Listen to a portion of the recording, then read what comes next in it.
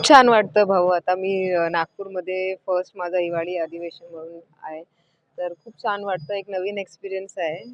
कालपर्यंत मला असं काही थोडासा अ, वाटत होतं, की बाबा आता काय होणार आणि पुढे कसं चालणार आणि कोणी मला हेल्प करणार. पण आपण तिकडे बसून कोणाला विचारलं तर ते खूप ॲक्टिव्ह होतं आणि खूप गाईडन्ससाठी अवेलेबल होतं. तर आता कॉन्फिडन्स लेव्हल जास्त वाढला आहे. कालपासून आज जास्त कॉन्फिडंट वाटतो मला. बस आणि नवीन पद्धतीने काम करायचं आहे, कसं करू आणि पुढे कोणकोणते विषय जे माझ्या मतदारसंघाचा आहे आणि पूर्ण महाराष्ट्रामध्ये काय विषय असेल तर कसं मांडू हे यावर माझं लक्ष आहे आणि ते खंबीरपणे आपण त्या कामासाठी लोकांनी आपल्याला निवडून दिलं आहे, त्या कामासाठी आपण काम करू आणि जे विषय आहे त्यावर चर्चा करून जे विषय असेल त्यावर आपण विषय आता उभे करायचे आहे, तर ते पण उभे करू आणि काम करू.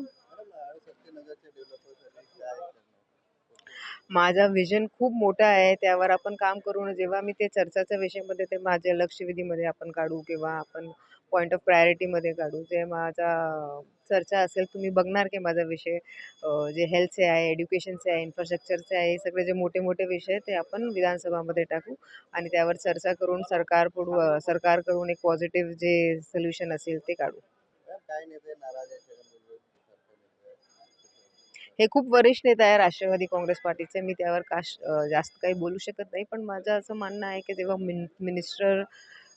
मिनिस्टरचे जे डिस्ट्रिब्युशन असतो, की काल कोणाला मिनिस्ट्री देऊ, कोणाला नको देऊ, तेव्हा एक नाराजगीचे वेळ जे आहे ते चालतं आणि इकडे पण तसंच चाललंय. नंतर ते आमचे वरिष्ठ नेता आहेत, ते याच्या अगोदर पण आमच्यासोबत होतो आणि याच्या पुढे पण आमच्यासोबत राहणार. माझं नाव जे होतं ते मीडियामध्ये बातमी फक्त न्यूज चॅनल चालवले होते आणि मी आभारी मानतो तुमचा. आभार मानतो कारण मला तुम्ही नॅशनल वाईड प्रसिद्धी दिली. जे लोक मला नाही ओळखत होते, ते पण आता ओळखू लागले. Thank you for that. Thank you.